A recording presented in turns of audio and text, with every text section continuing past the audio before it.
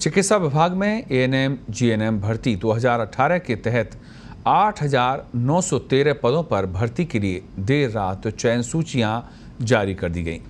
चिकित्सा मंत्री रघु शर्मा ने बताया कि एएनएम और जीएनएम के कुल 8,913 पदों पर ये नियुक्तियां दी गई हैं।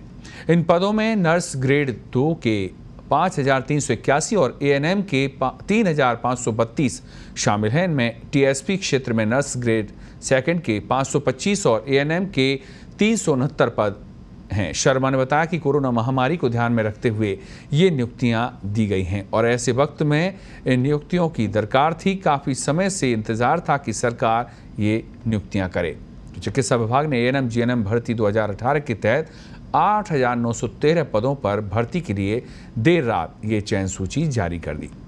आपको बता दें कि चिकित्सा मंत्री रघु शर्मा ने कहा कि एएनएम जीएनएम के कुल 8,913 पदों पर ये नियुक्तियां दी गई हैं। इन पदों में नर्स ग्रेड सेकंड के 5,381 और एएनएम के 3,532 पद शामिल हैं।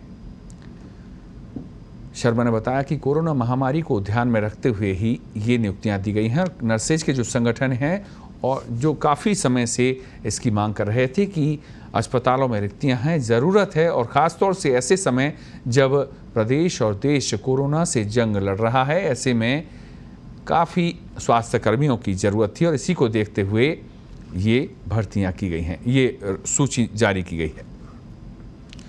तो नियुक्ति सूची जारी कर दी गई है देर रात। आपको बता दें कि स्वास्थ्य भवन से एक राहत भरी खबर ये आई और इसी खबर पर ज़्यादा जानकारी के लिए हमारे साथ जुड़ गए हैं नर्सेज एसोसिएशन से जुड़े वरिष्ठ नेता रमेश सैनी जी। आपसे जानना चाहेंगे कि जिस तरह से ये नियुक्तियों की एक सूचियां जारी की गई हैं तो जाहिर तौर पर इससे कुछ राहत मिलेगी, क्योंकि आप लोग भी लगातार मांग करते रहे हैं कि जो स्टाफ है उसकी कमी है।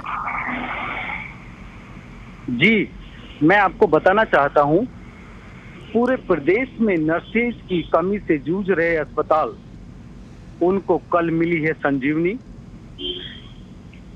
जी, इन पदस्थापन से मरीज को हम दे पाएंगे बेहतर सेवाएं जी, क्योंकि जब तक मैन पावर की पूर्ति नहीं होगी तब तक हम कोई भी सेवा देने में असमर्थ हैं।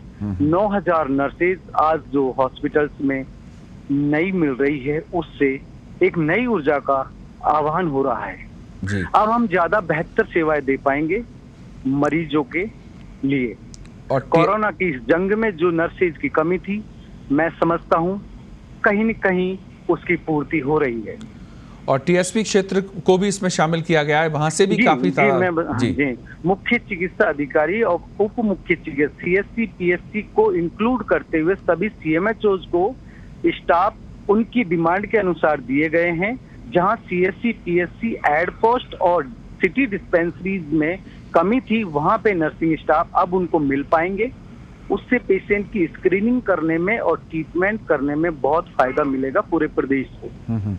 और खासतौर से ऐसे समय में ये निर्णय किया जाना और ज़्यादा अच्छे संकेत हैं जब कोरोना से जंग चल रही है और ऐसे समय में आप जब बता रहे हैं कि काफ़ी ज़रूरत महसूस की जा रही थी और इस बात की ज़रूरत थी कि सरकार जल्द से जल्द ये सूची जारी करे ताकि जो आप लोगों को दिक्कत आ रही थी, जो स्टाफ की कमी थी, वो पूरी हो तो निश्चित तौर पर प्रदेश की जनता को और इसका लाभ मिल पाएगा।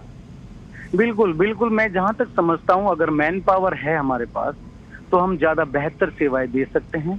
और जहां तक नर्सेज की कमी का जो सवाल था, 2018 से हम लोग लगातार सरकार से ये मांग कर रहे हैं कि नर्सेज की भर्ती अगर पूरी कर ली जाए तो शायद मरीजों को बेहतर सेवाएं दे सकते हैं। उसी चीज को सरकार ने सुना और कोरोना की इस जंग में एक गुड न्यूज जो प्रदेश को मिली है वो संजीवनी का काम करेगी नर्सिंग के क्षेत्र में। रमेश जी, राजस्थान सरकार की अगर बात करें तो स्वस्थ राजस्थान, स्वास्थ्य जो है वो राज्य की प्राथमिकताओं में एक रहा है और इसी को लेकर अब ये भी कहा जा रहा है कि 2 साल तक जो है वो मेन फोकस जो बजट का है, विधायक कोष का है, वो सेहत पर रहने वाला है।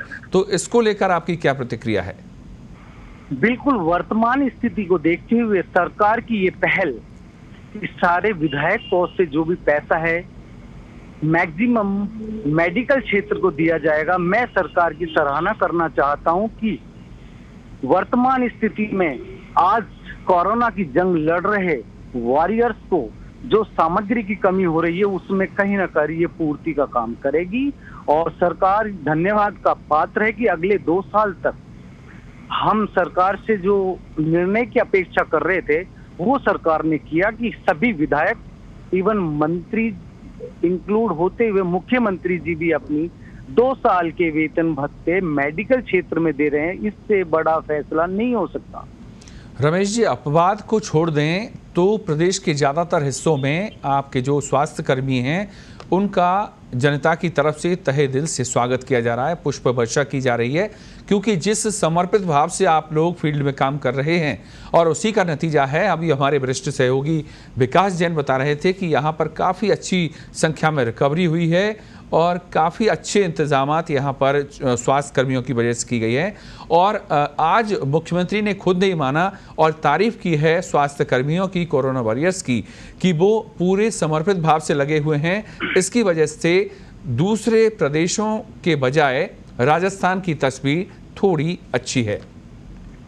जी, मुख्यमंत्री जी और प्रधानमंत्री जी पहले ही आह्वान कर चुके हैं कि स्वास्थ्य कर्मियों, चिकित्सक एवं सफाई कर्मियों के साथ साथ उन सब वॉरियर्स का आप जैसे भी हो स्वागत करें, उनके लिए प्रार्थना करें, उनके परिवार से बराबर कांटेक्ट रखें, क्योंकि वो लोग आपकी सेवा कर रहे हैं अस्पताल में। मैं आमजन को, एनजीओज को और समाज सेवियों के साथ साथ पूरे प्रशासन, सरकार को बधाई देना चाहता हूं इसके लिए कि वो बार बार सरकार के थ्रू कोई भी मैसेज होता है तो जनता को मोटिवेट कर रहे हैं कि चिकित्सक, नर्सेज, पैरामेडिकल स्टाफ और लैब टेक्नीशियन ये आपके लिए लड़ाई लड़ रहे हैं, आप इनके लिए प्रार्थना करो। इसके लिए बहुत बहुत धन्यवाद। जो अब मरीज सही होकर जा रहे हैं उनको हम ताली बजाकर, माला पहनकर, पुष्प वर्षा करके उनको भेज रहे हैं जी। यही सीन हमको जब हम हमारी कॉलोनी में, हमारे कॉम्प्लेक्स, हमारे गांव में जा रहे हैं तो लोग हमारा स्वागत कर रहे हैं। इसके लिए मैं तहे दिल से